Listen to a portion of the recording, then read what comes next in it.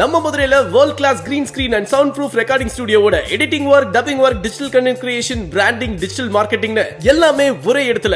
EL digitals private limited, KK Nagar, Madurai. வணக்கம். திங்கள் வந்துட்டாலே நமக்கு இந்த முழு நிலவை பார்க்குற ஒரு சந்தோஷம் மாதிரி திங்கக்கிழமை தொடங்கின உடனேயே இந்த வாரம் முழுக்க, இந்த மாதம் முழுக்க எப்போவுமே உற்சாகமாக இருக்கணுங்கிற ஒரு எண்ணம் தோன்றும். அப்படி ஒரு உற்சாகத்தோடு நம்ம இன்றைக்கி தொடங்கலாம்.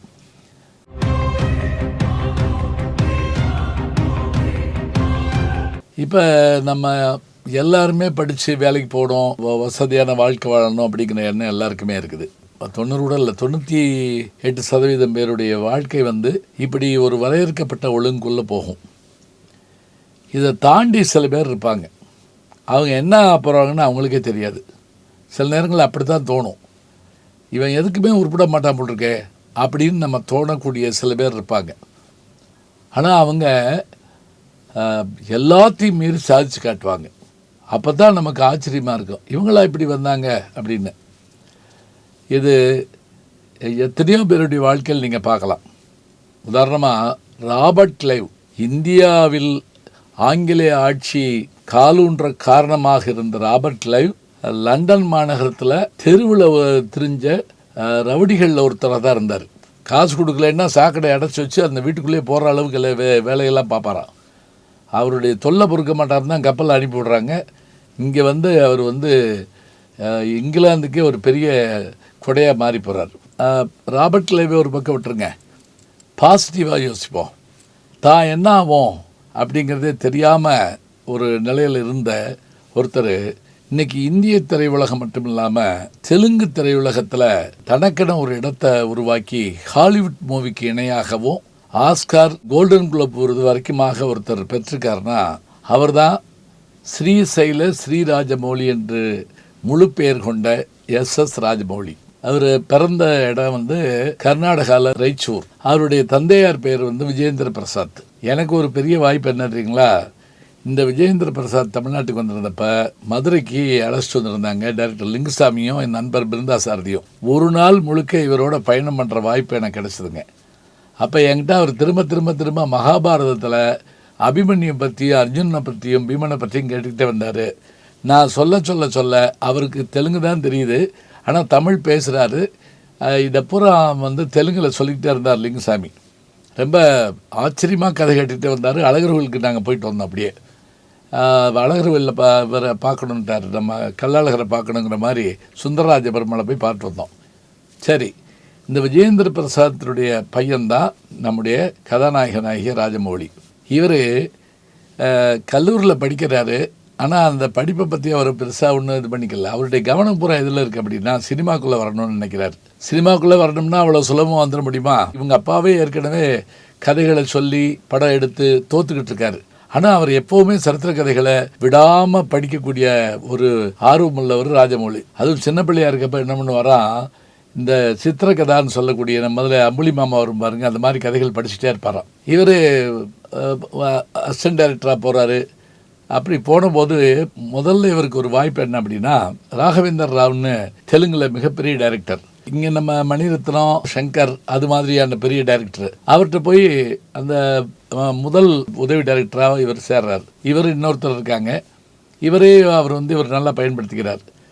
அப்போ யாருடைய படத்தை இயக்குறாங்க அப்படின்னா ஜூனியர் NTRுடைய படம். ஏற்கனவே ஜூனியர் NTRக்கு படம் ஒன்று தோற்று போயிருக்கு.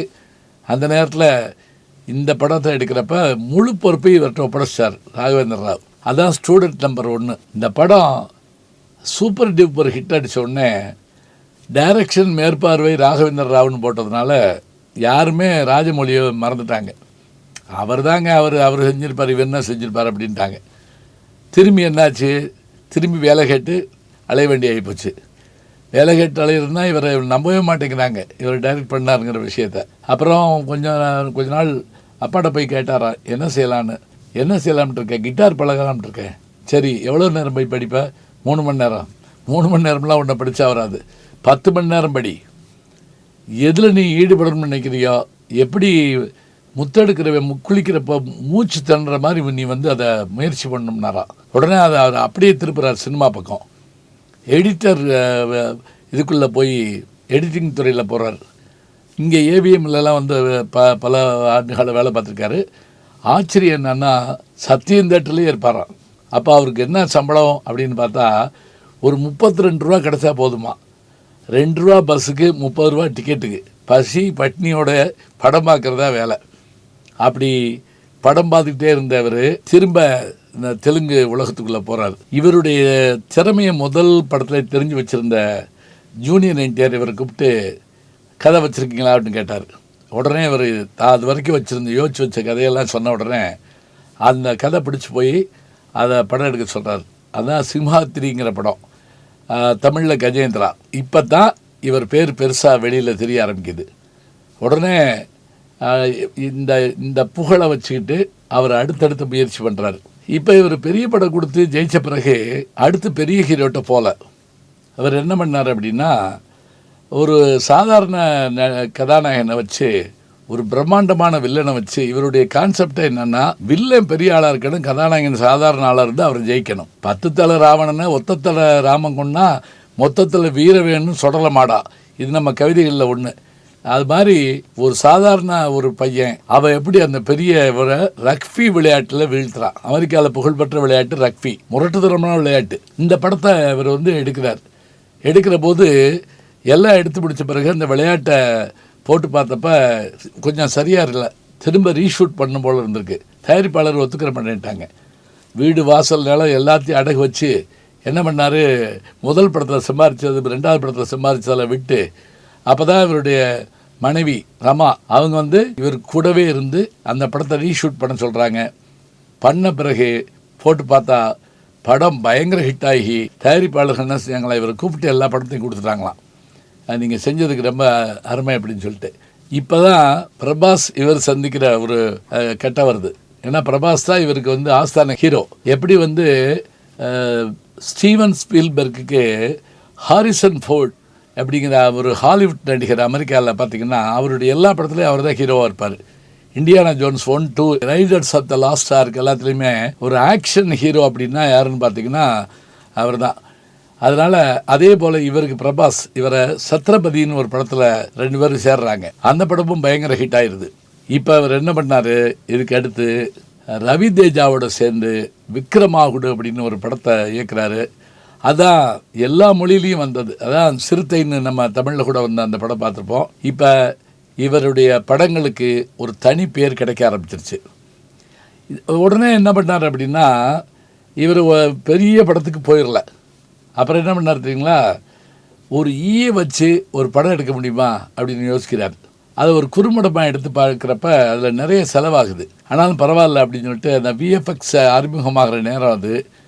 அதை வச்சுக்கிட்டு முக்கியமாக கோபுரோ கேமரா வச்சு அந்த ஈக்காக அதை படம் ஷூட் பண்ணுறாரு. கதாநாயகன் யாருன்னு கேட்டிங்கன்னா நானி. இது ரொம்ப சாதாரணமாக எடுக்கப்பட்ட படம் தான், ஆனால் கோடிக்கணக்கில் வசூல் பண்ணுச்சு. தமிழில் நானின்னு அந்த படம் பார்த்தோம். சமந்தாவும் நானியும் நடிச்சிருப்பாங்க. இந்த படமும் பயங்கர ஹிட்டாச்சு.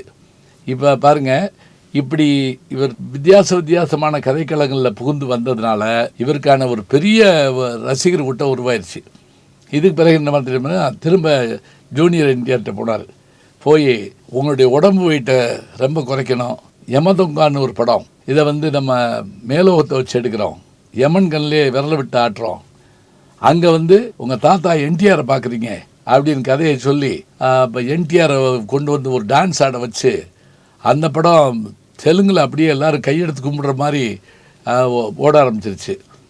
இப்போ இவர் புதுமையாக செய்வார், அபூர்வமாக செய்வார் அப்படிங்கிற மாதிரியான விஷயங்களெல்லாம் எல்லாருக்கும் ஒரு நம்பிக்கையை கொடுத்தது. இப்போ தான் அவர் என்ன பண்ணுறாரு அப்படின்னா, முதல் படம் தோல்வியாக இருந்த சிரஞ்சீவியினுடைய பையன் ராம் சரண் அவரை வச்சு ஒரு படம் பண்ணலாம் அப்படின்னு நினைக்கிறார்.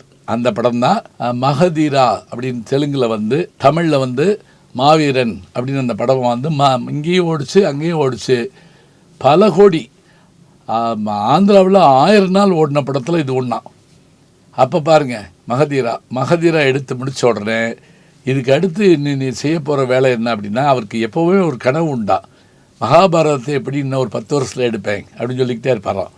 அப்போ தான் அவர் என்ன பண்ணுறாரு அப்படின்னா, பாகுபலி பற்றிய கதையை யோசிக்கிறார்.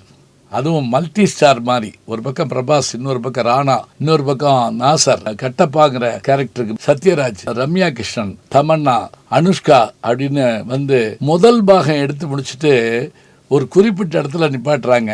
கட்டப்பா பாகுபலியை குத்திடுறாரு. இதோட படத்தை நிப்பாட்டிடுறாங்க. 2 வருஷமா தமிழ் திரையுலகம் மட்டுமல்ல, தெலுங்கு, இந்தியா முழுக்க பேன் இண்டியா படம் அது. ஏன் குத்துனார் கட்டப்பாங்கிறது எல்லாரையும் யோசிக்க வச்சு 2வது பாகத்தை இறக்கி அப்புறம் ஜெயிச்சார். இப்போ இந்த வெற்றிக்கு பிறகு பெரிய வெற்றி தர்றது சாதாரணம் இல்லை.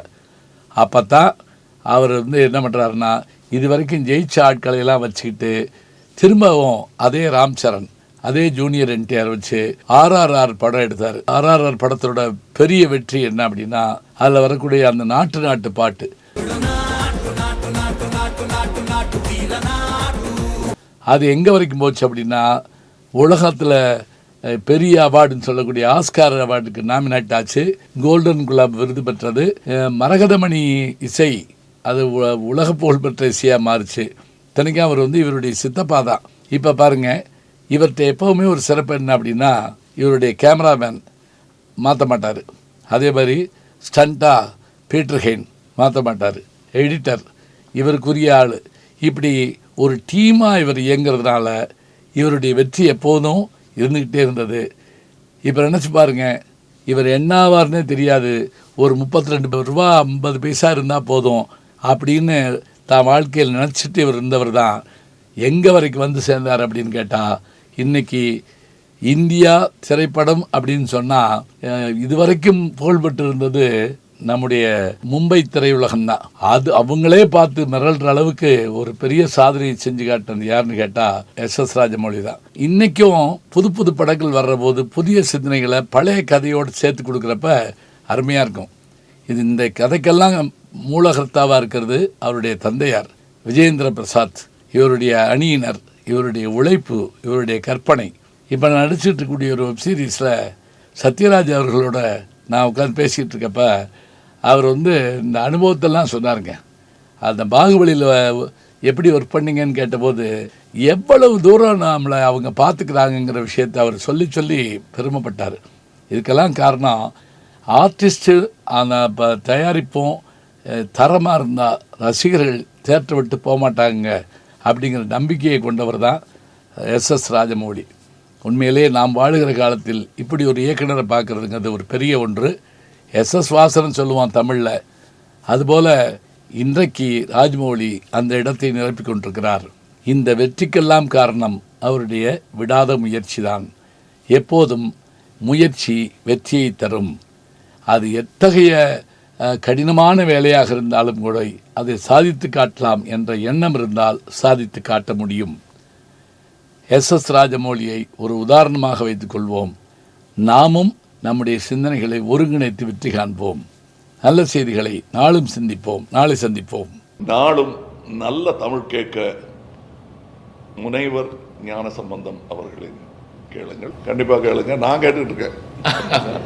யூடியூப் சேனலில் சேர்ந்து Instagram, Facebook, Twitter, blog, WhatsApp channel என்று அத்தனையிலும் நான் முன்தொடர்ந்து செல்கிறேன். நீங்கள் பின்தொடர்ந்து வாருங்கள்.